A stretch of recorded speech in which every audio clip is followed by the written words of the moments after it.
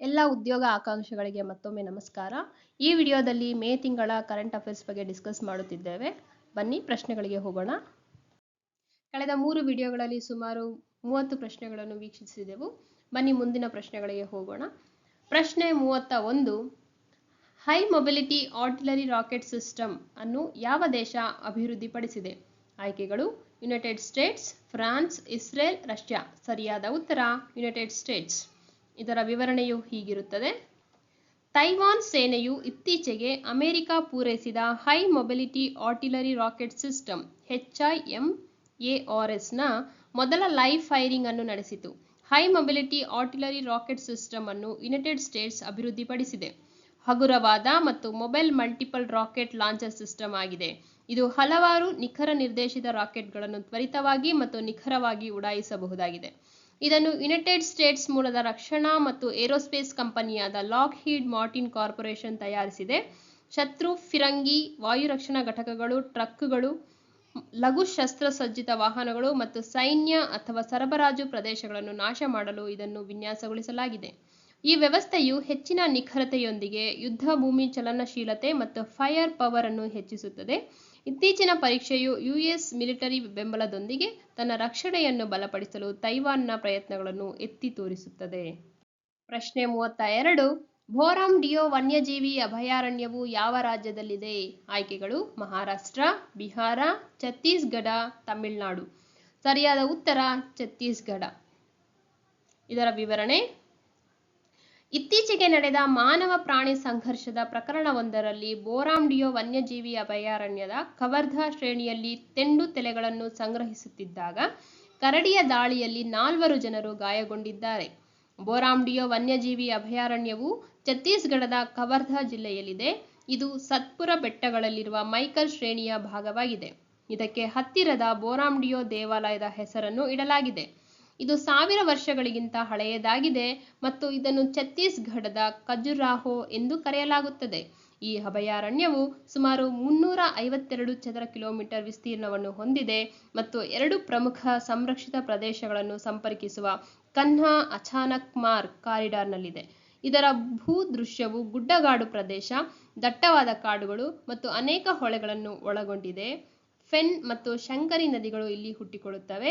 ಅರಣ್ಯ ಪ್ರಕಾರಗಳಲ್ಲಿ ಸಾಜ್, ಸಾಲ್, ತೆಂಡು ಮತ್ತು ನೀಲಗಿರಿಯಂತಹ ಮರಗಳನ್ನು ಹೊಂದಿರುವ ಉಷ್ಣವಲಯದ ತೇವಾಂಶವುಳ್ಳ ಮತ್ತು ಒಣ ಪತನಶೀಲ ಕಾಡುಗಳು ಸೇರಿವೆ. ಪ್ರಶ್ನೆ 33. ಸಾಗರ ಮತ್ತು ಹವಾಮಾನ ಮಾದರಿಗಳನ್ನು ಉತ್ತಮವಾಗಿ ಅಧ್ಯಯನ ಮಾಡಲು ಯಾವ ದೇಶವು ಲಿಕೊ MK++ ಎಂಬ ಹೈ ರೆಸಲ್ಯೂಷನ್ ಸಾಗರ ಸಿಮ್ಯುಲೇಷನ್ ವ್ಯವಸ್ಥೆಯನ್ನು ಅಭಿವೃದ್ಧಿಪಡಿಸಿದೆ? ಆಯ್ಕೆಗಳು: ಆಸ್ಟ್ರೇಲಿಯಾ, ಚೀನಾ, ಜಪಾನ್, ರಷ್ಯಾ. ಸರಿಯಾದ ಉತ್ತರ ಚೀನಾ. ಇದರ ವಿವರಣೆಗಳು ಹೀಗಿವೆ. ಚೀನಾದ ಸಂಶೋಧಕರು ಇತ್ತೀಚೆಗೆ ಸಾಗರ ಮತ್ತು ಹವಾಮಾನ ಮಾದರಿಗಳನ್ನು ಉತ್ತಮವಾಗಿ ಅಧ್ಯಯನ ಮಾಡಲು ಲಿಕೊ MK++ ಎಂಬ ಹೈ ರೆಸಲ್ಯೂಷನ್ ಸಾಗರ ಸಿಮ್ಯುಲೇಷನ್ ವ್ಯವಸ್ಥೆಯನ್ನು ಅಭಿವೃದ್ಧಿಪಡಿಸಿದ್ದಾರೆ. ಲಿಕೊ MK++ ಎಂದರೆ laboratory for atmospheric and oceanic modelling institute of atmospheric physics climate open model with K++ high performance computing upgrade. ಇದರ ಅಲ್ಟ್ರಾ ಹೈ ರೆಸಲ್ಯೂಷನ್ ಸಾಮರ್ಥ್ಯಗಳಿಂದಾಗಿ ಇದನ್ನು ಸಾಗರ ಸೂಕ್ಷ್ಮದರ್ಶಕ ಎಂದು ವಿವರಿಸಲಾಗಿದೆ.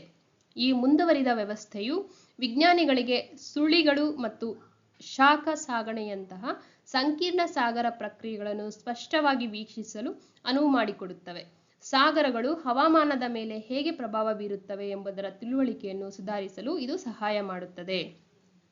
ಲಿಕೊ MK++ ಟೈಫ್ಯೂನ್ಗಳು, ಸಮುದ್ರ ಶಾಖದ ಅಲೆಗಳು ಮತ್ತು ಪ್ರವಾಹಗಳಂತಹ ತೀವ್ರ ಹವಾಮಾನ ಘಟನೆಗಳ ಮುನ್ಸೂಚನೆಯನ್ನು ಹೆಚ್ಚಿಸುತ್ತವೆ. ಪ್ರಶ್ನೆ 34. ಗಮನಾರ್ಹ ಕುಗ್ಗುವಿಕೆ ಮತ್ತು ಹಿಮ್ಮೆಟ್ಟುವಿಕೆಯಿಂದಾಗಿ ಸತ್ತಿದೆ ಎಂದು ಘೋಷಿಸಲಾದ ಮೊದಲ ಹಿಮನದಿ ನೇಪಾಳದ ಯಾವ ಹಿಮನದಿ ಎಂದು ನಂಬಲಾಗಿದೆ? ಆಯ್ಕೆಗಳು: ಖುಂಬು ಗ್ಲೇಸಿಯರ್, ಯಾಲಾ ಗ್ಲೇಸಿಯರ್, ಇಂಜಾ ಗ್ಲೇಸಿಯರ್, ಎನ್ಗೊಜುಂಪಾ ಗ್ಲೇಸಿಯರ್. ಸರಿಯಾದ ಉತ್ತರ ಯಾಲಾ ಹಿಮನದಿ ಅಥವಾ ಯಾಲಾ ಗ್ಲೇಸಿಯರ್.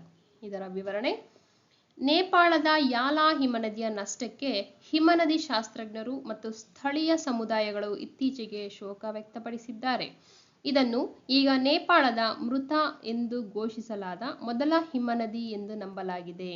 ಯಾಲಾ ಹಿಮನದಿ ನೇಪಾಳದ ಹಿಮನದಿ ಪ್ರದೇಶದ ಲ್ಯಾಂಗ್ಟಾಂಗ್ ರಾಷ್ಟ್ರೀಯ ಉದ್ಯಾನವನದಲ್ಲಿದೆ.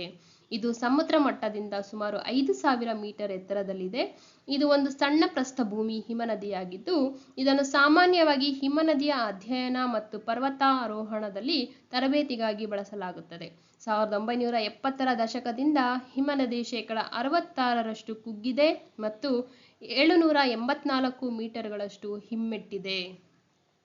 ಹವಾಮಾನ ಬದಲಾವಣೆ, ಹೆಚ್ಚುತ್ತಿರುವ ಜಾಗತಿಕ ತಾಪಮಾನದಿಂದಾಗಿ 2040ರ ವೇಳೆಗೆ ಇದು ಸಂಪೂರ್ಣವಾಗಿ ಕಣ್ಮರೆಯಾಗುತ್ತದೆ ಎಂದು ವಿಜ್ಞಾನಿಗಳು ನಿರೀಕ್ಷಿಸಿರುತ್ತಾರೆ. ಪ್ರಶ್ನೆ 35. ಶಾಲೆ ಬಿಟ್ಟ ಮಕ್ಕಳನ್ನು ಶಿಕ್ಷಣ ವ್ಯವಸ್ಥೆಯಲ್ಲಿ ಮತ್ತೆ ಸೇರಿಸಲು ನಯಿ ದಿಶಾ ಉಪಕ್ರಮವನ್ನು ಯಾವ ನಗರದಲ್ಲಿ ಪ್ರಾರಂಭಿಸಲಾಯಿತು? ಆಯ್ಕೆಗಳು: ಜೈಪುರ, ಭೋಪಾಲ್, ನವದೆಹಲಿ, ಚೆನ್ನೈ. ಸರಿಯಾದ ಉತ್ತರ ನವದೆಹಲಿ. ಇತ್ತೀಚೆಗೆ ದೆಹಲಿ ಪೊಲೀಸರು ಶಾಲೆಯಿಂದ ಹೊರಗುಳಿದ ಮಕ್ಕಳನ್ನು ಮತ್ತೆ ಶಿಕ್ಷಣಕ್ಕೆ ಕರೆತರಲು ನಯಿ ದಿಶಾ ಕಲಿಕೆಗೆ ಒಂದು ಮಾರ್ಗ ಎಂಬ ಸಮುದಾಯ ಸಂಪರ್ಕ ಉಪಕ್ರಮವನ್ನು ಪ್ರಾರಂಭಿಸಿದರು. ಶಾಲೆ ಬಿಟ್ಟ ಮಕ್ಕಳು ಶಾಲೆ ಬಿಟ್ಟ ಕಾರಣವನ್ನು ಅರ್ಥ ಮಾಡಿಕೊಳ್ಳಲು ಮತ್ತು ಮತ್ತೆ ಶಾಲೆಗೆ ಮರಳಲು ಪ್ರೇರೇಪಿಸುವ ಪೊಲೀಸ್ ಅಧಿಕಾರಿಗಳು ಅವರ ಮನೆಗಳಿಗೆ ಭೇಟಿ ನೀಡುತ್ತಿದ್ದಾರೆ. ಸಾಂಪ್ರದಾಯಿಕ ಕಾನೂನು ಜಾರಿಯನ್ನು ಮೀರಿ ಮಾರ್ಗದರ್ಶನ ಮತ್ತು ವಿಶ್ವಾಸವನ್ನು ಬೆಳೆಸುವಲ್ಲಿ ದೆಹಲಿ ಪೊಲೀಸರ ಗಮನವನ್ನು ಈ ಉಪಕ್ರಮವು ಪ್ರತಿಬಿಂಬಿಸುತ್ತದೆ. ಪ್ರವೇಶ, ಸಮಾಲೋಚನೆ ಮತ್ತು ಶೈಕ್ಷಣಿಕ ಬೆಂಬಲದಂತಹ ಸಹಾಯವನ್ನು ಒದಗಿಸಲು ಅಧಿಕಾರಿಗಳು ಶಾಲೆಗಳು, ಸರ್ಕಾರೇತರ ಸಂಸ್ಥೆಗಳು ಅಂದರೆ NGOಗಳು ಮತ್ತು ಸಾಮಾಜಿಕ ಕಾರ್ಯಕರ್ತರೊಂದಿಗೆ ಕೆಲಸ ಮಾಡುತ್ತಿದ್ದಾರೆ.